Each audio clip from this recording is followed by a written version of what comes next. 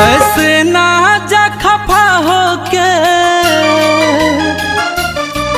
ऐसे ना जा खफा होके मुँह मुझसे मोड़ के, हम खुद ही चले जाएंगे तेरा शहर छोड़ के, हम खुद ही चले जाएंगे तेरा शहर छोड़ के। ऐसे ना जा खफा होके मुँह मुझसे मोड़ के, हम खुद ही चले जाएंगे तेरा शहर छोड़ के, हम खुद ही चले जाएंगे तेरा शहर छोड़ के।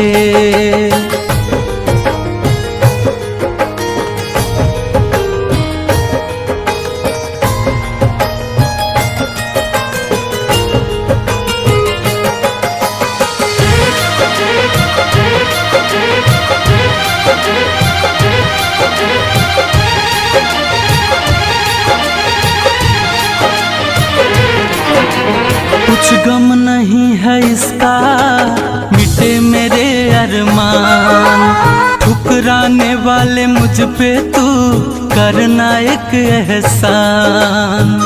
सर झुकाए अंजुमन में आँख है बैठे हुए, सर झुकाए अंजुमन में आँख है बैठे हुए, क्या खता हुई है हमसे जो आप हैं रूठे हुए।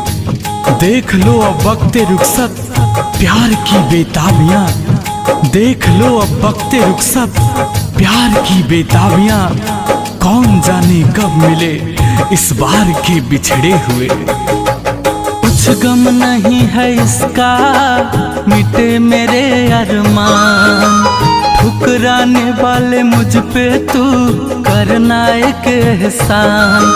एहसास तुझे भी होगा,